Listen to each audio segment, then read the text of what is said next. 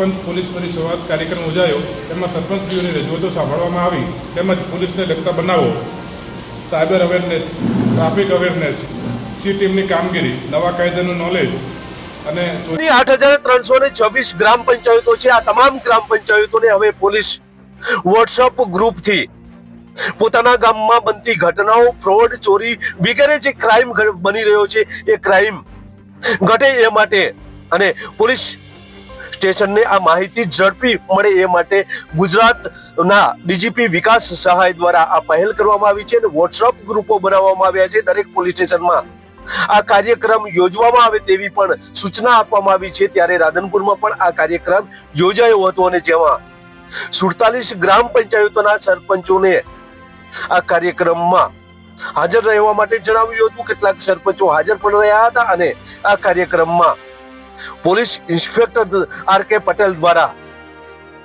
Police સરપંચ પરિસંવાદ આ કાર્યક્રમ યોજાયો હતો, જેની આજે વાત કરવી છે।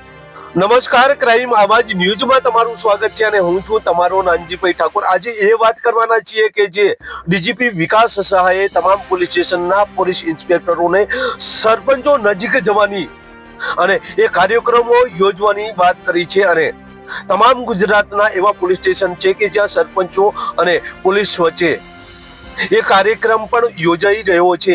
પોલીસ સરપંચ પરિસંવાદ આ કાર્યક્રમનું નામ આપવામાં આવેલ છે અને જે તે વિસ્તારના તમામ જે સરપંચો છે તેમને પોલીસ ઇન્સ્પેક્ટર પોતાના તાબા હેઠળ આ કાર્યક્રમ યોજે છે અને ગઈકાલે રાધનપુરમાં પણ આવો જ એક કાર્યક્રમ યોજાયો હતો, જેમાં 47 ગ્રામ પંચાયતોના તમામ જે સરપંચો છે તે હાજર રહ્યા હતા અને પોલીસ ઇન્સ્પેક્ટર દ્વારા આ કાર્યક્રમ જે છે એ યોજવામાં આવ્યો હતો અને સૂચનાઓ આપવામાં આવી હતી અને રાધનપુર તાલુકાના જે ગ્રામ્ય વિસ્તારમાં જે બનતી ઘટનાઓ છે, સાયબર ફ્રોડ છે, ચોરીની ઘટનાઓ છે, આ વિશે જાગૃતિ લાવવા માટેનો આ કાર્યક્રમ હતો। પોલીસની કેટલીક સારી કામગીરી છે તે પણ આ કાર્યક્રમમાં સરપંચોને જણાવી હતી। ત્યારે જો કોઈ પણ ગ્રામ્ય વિસ્તારમાં કોઈ પણ ચોરીની ઘટના બને છે અથવા તો કોઈ પણ ક્રાઇમ બને છે તો તાત્કાલિક પોલીસને આ વોટ્સઅપ ગ્રુપથી જાણ કરવામાં આવે તેવું પોલીસ ઇન્સ્પેક્ટર આર.કે. પટેલ દ્વારા જણાવવામાં આવ્યું હતું। તો આર.કે. પટેલને પ્રથમ સાંભળીએ, ત્યારબાદ વધુ ચર્ચા કરીએ। ડીજીપી શ્રી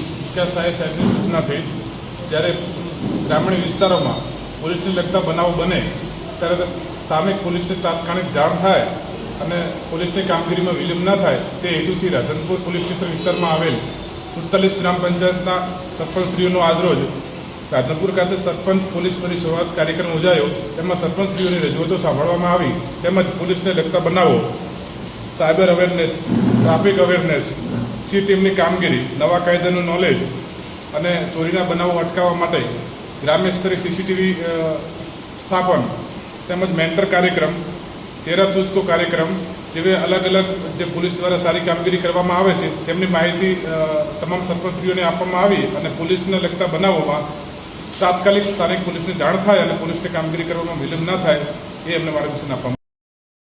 ત્યારે ગઈકાલે રાધનપુરમાં પણ આ કાર્યક્રમ યોજાયો હતો, પોલીસ સરપંચ પરિસંવાદ। આ કાર્યક્રમમાં કેટલાક સરપંચો હાજર રહ્યા હતા અને તમામને પોલીસ ઇન્સ્પેક્ટર આર.કે. પટેલ દ્વારા માર્ગદર્શન આપવામાં આવ્યું હતું। આ કાર્યક્રમમાં જોડાવા માટે વોટ્સઅપ ગ્રુપ પણ બનાવવામાં આવ્યું છે અને તમામ ગામોમાં જે ફ્રોડ થાય છે, જે ચોરીની ઘટનાઓ થાય છે કે અન્ય જે કૃત્યો થાય છે, અનેક જે ગુનાઓ થાય છે એ તમામ ગુનાઓ તાત્કાલિક ધોરણે પોલીસ ઇન્સ્પેક્ટરને વોટ્સઅપ ગ્રુપથી જાણ કરવામાં આવે તેવી સૂચના આપવામાં આવી હતી અને કેટલાક પોલીસના જે કામો છે તે પણ આ સંવાદ કાર્યક્રમમાં જણાવવામાં આવ્યા હતા। ત્યારે ગુજરાતમાં આ પ્રથમ વખત આ કાર્યક્રમ યોજાઈ રહ્યો છે, ગુજરાતમાં પહેલ કરવામાં આવી છે। ગુજરાતના 18,800 ગામો છે, જેમાં 33 જિલ્લાઓ છે અને 250 જેટલા તાલુકાઓ છે। આ તમામ જે તાલુકાઓના જે ગ્રામ પંચાયતો છે તેના વહીવટ જે ગ્રામ પંચાયતના સરપંચો સંભાળે છે તેમને આ કાર્યક્રમમાં જોડાવા માટે તમામ